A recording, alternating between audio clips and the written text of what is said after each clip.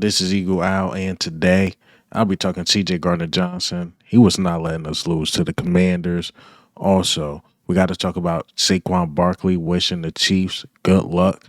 And lastly, we're going to go ahead and talk about A.J. Brown, how he spoke facts about the uncomfortable conversations. But let's get straight into it. All right, before we hop straight into it, shout out to BetUS, today's sponsor. Use promo code YouTube150. Get a 150% boost on your first deposit, and on your next two deposits, get a 125% boost up to $2,000. Again, shout out BetUS. Right before we get into the main topics, let's talk about the quick hits. All right, so Josh Sweat is reportedly going to be like a hot guy or a hot signing for some of these teams. You know, he ended the season with 8 sacks. I don't think he's ending the season as strong as he started. No knock on Josh Sweat. Again, most of those sacks came in the beginning. Then you start seeing like the guys like Nolan Smith pick it up and Jalen Hunt. You know, not many sacks, but a lot of pressures. So again, I wish the best of luck to Josh Sweat. Now, if Bryce Huff became the guy, I hate to harp on Bryce Huff like this, but if he was the guy that he thought he was going to be, I would say, yeah, let Josh Sweat walk. But if you could offer him something, I'm not saying break the bank, but if you could offer him something and he'll stay like on a hometown discount, it wouldn't hurt because you got Brandon Graham leaving and Bryce Huff. I'm assuming he's going to get traded or his contract going to get reconstructed. Because let's be honest, he didn't earn to be the top paid guy on the defensive line. So we'll see about the Bryce Huff thing, but basically losing two defensive edges and actually three because Bryce Huff might be gone. Then you got Brandon Graham more than likely is going to retire, and then Josh Sweat going somewhere. You're going to revamp it all through the draft. I don't know, but yeah, we'll see how the thing play out. You know, I heard this last year about Josh Sweat, but he ended up coming back to the Philadelphia Eagles. So we will see. We will see. Also, another quick hit. The defensive line change, you know, a lot of people are stuck on 2022 and what happened. And, you know, I say a lot of things played the factor. Quez Watkins, to me, wasn't the most reliable wide receiver three. Miles Sanders, you know, he gave us a stinker in the Super Bowl, whereas though Jalen Hurts had to be a best passer and best rusher on the field. So a lot of things played the part. But a couple of the biggest changes is that you swap out Quez Watkins with Jahad Dotson. Now Jahad Dotson numbers ain't the best, but he's very reliable. Saquon Barkley with Miles Sanders, that don't have to be explained. But the big one is the defensive line because we couldn't get pressure. Now you could say, oh, it was the field, which I believe it was. And a lot of the guys were older. So look at this graph right here. You have basically Ndamukong Suh, Fletcher Cox, Linval Joseph, Hassan Reddick, and Javon Hargrave, which Hassan Reddick was the youngest guy at the age of 28. And then you look at the one to the right, the youngest guy is 23. So, again, that's a big change. And I think the field is going to be a lot better. I hope it is. So we could get that pressure. But this defense is not just built off that. That was the problem with the Jonathan Gannon thing. Yeah, the field, they played on the bad field. We played on the bad field. But to me, the difference was that we didn't have a secondary, or the secondary got exposed, I would say. Like that after that Super Bowl, James Bradbury wasn't the same. We've seen 2023. Like everybody picked on James Bradbury, then losing CJ Gardner Johnson. But this secondary is really good. And of course the linebackers and Overin Burks and Zach Bond, who is an all pro. So we just got a totally different defense. So let's not harp on 2022. This is a whole new season with better players for sure and younger players. Younger, better, and I could say better coaches. Because Jonathan Gannon, well, it was his second year. I like Shane Steichen. Shane Steichen to me did enough, but he just didn't get the production out of the run game. And, you know, Quez sold a couple times. But now you got Kellen Moore, who's been doing this thing for a while, who is he an upgrade from Shane Steichen? We really don't know. But Vic Fangio is a huge upgrade over Jonathan Gannon. No ifs, ands, or buts about it. But the injury report came out, which it's not a real injury report. It's more of an estimation. And the two guys I was worried about, obviously, with Jalen Hurts were wearing the brace. His name wasn't on there. And then I think Slay left the game towards the end of the game. We ain't need him to come back in, but he wasn't listed. So that's a good sign.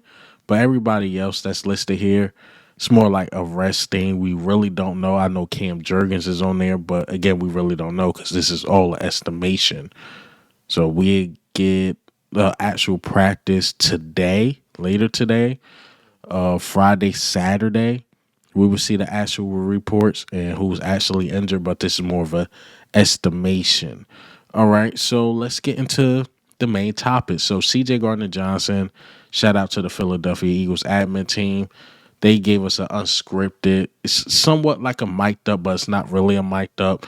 And I grabbed this clip from the Philadelphia Eagles official page of CJ Gardner Johnson, like getting the team ready against the Commanders, and this is what he had to say. All right, let's have a good week. Break. Hey, come here real quick. Hey, listen. I know I talk a lot. Hey, listen. I know I talk a lot of shit.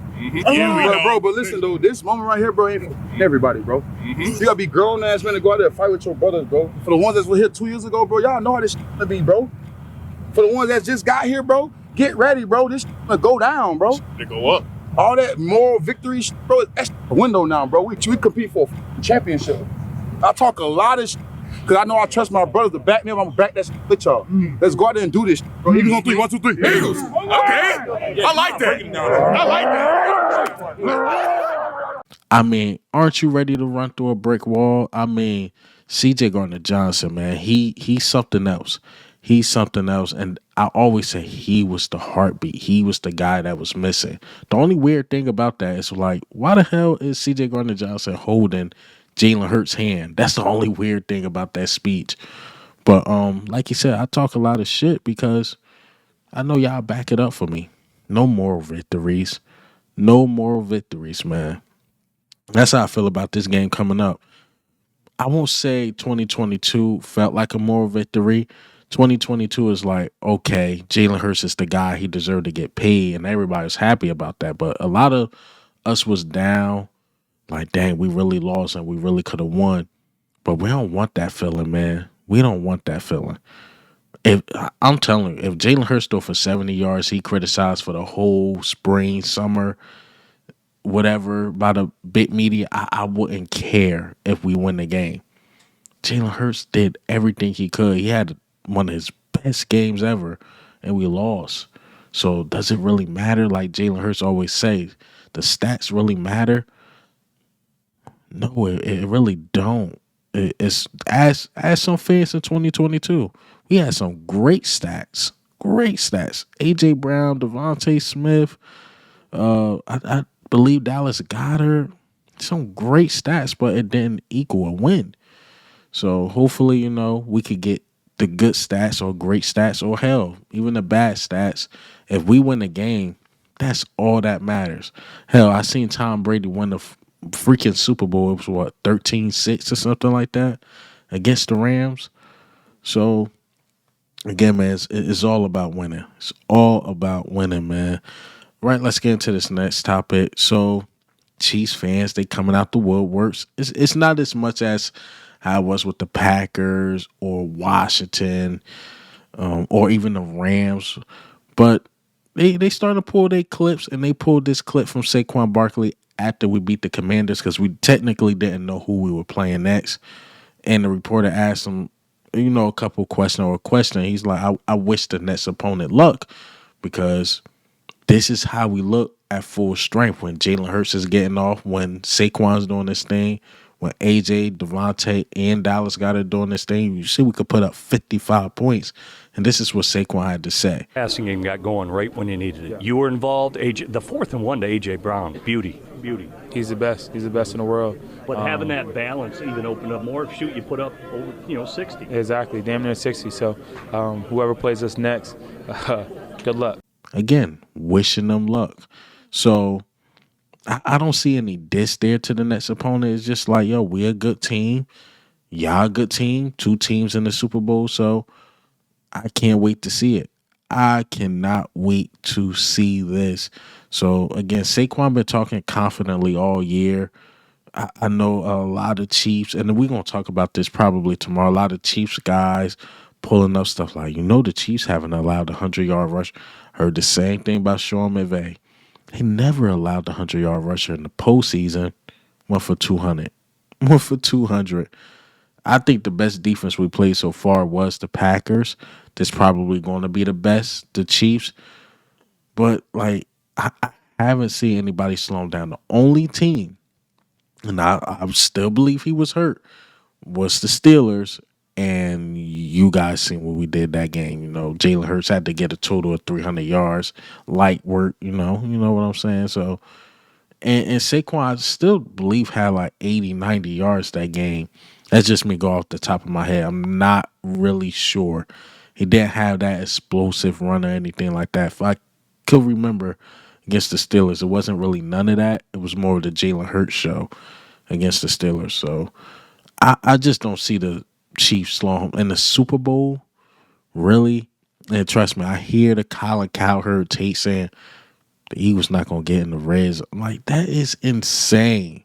That is the worst take in NFL in the Super Bowl. Eagles not going to get in the red zone. Really? Really? All right, man. Speaking of, I can't even, this is a bad transition. So I'm about to go to from bullshit to facts, but let's get into that. AJ Brown is speaking facts on how the season went and the uncomfortable conversations, and this is what he had to say. Brown, you are going to a Super Bowl. What are you most proud of when you look back at this season and this team to make it there? Just staying resilient during tough times. It's easy to keep going during the positive times, but fighting through the tough times and keep pushing. Those uncomfortable talks, uncomfortable situations, and just trying to make each other better. And at times, it doesn't seem pretty, because nobody's like to be chewed out, But if a moment like these and for an opportunity like the one to come. I mean, when you were in those uncomfortable moments, those uncomfortable conversations, Did you have confidence you were going to make it back here? Yeah. You try to take it to another level. You know what it's like. You experienced it. You had a drop off last year, but you know what it takes, and you push yourself, and again, it's still not over. Mm-hmm. Yeah. And there were a lot of questions about this offense, about this passing game. What did you see from your franchise quarterback Jalen Hurts today? He played extremely well. Make plays all day, running, passing. To be honest, it was a group effort. He played amazing himself, but it was a group effort, man. And the defense put us in great field position at times, and we scored. It was a group effort. And Saquon just mentioned that. He keeps mentioning your blocks in the playoffs, and you see a couple of them. How much are you proud of that? I'm so proud. I literally told him, I didn't even know he did all that the first play. I ended up taking out 3 people on the first play of the game. And I was just literally laying on my back because I hit my head, and I was trying to make sure I was okay. And I just heard the crowd cheering, and, he definitely set the tone. I think that play came out and told those guys, it's going to be a long day. So congratulations, AJ. Thank y'all. I love it. Every time I see this clip, it floats around in my timeline a lot. I love it, man. The uncomfortable conversations. And I know it rubbed Eagles fans the wrong way when they heard it because it's like, oh, guys, 2023 all over again. But I always felt like this time was different because nobody took it personally. Everybody know how 2023 went. So I think the guys was trying to check each other right then and there so they could fix it. There was complaints about the passing game against the Rams, right? Kellen Moore fixed it. I could say that anytime it was a complaint or something wasn't going right, we fixed it. Think about when we was 2-2. We was like, okay, Saquon's having these games. We got to hand it off a little more. After that bye, Saquon was insane. The first 4 games, he was good, but we made it our identity. We a tough-nosed football team. We're going to run the ball. And that's exactly what we did. And then when it was a little too much, it's like, okay, we got to find a balance. Let's start passing the ball a little more. And then you seen like the last game again. I always bring up the Steelers game. You know, it showed like we can be a really complete team, whereas though we don't have to rely on too much from, we need the running game or we need the passing game. We are extremely balanced. So I think the uncomfortable conversations really help. If it was with Jalen Hurts, Kellen Moore, just the offense in general, it helped. Maybe even the defense. You remember, we was missing hella tackles, mad tackles. And a lot of people had questions like, this defense, I don't know. And it's crazy. We was questioning the defense. Now they our best unit.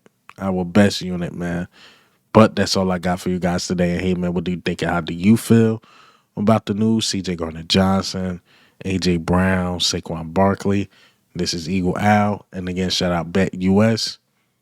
I'm out.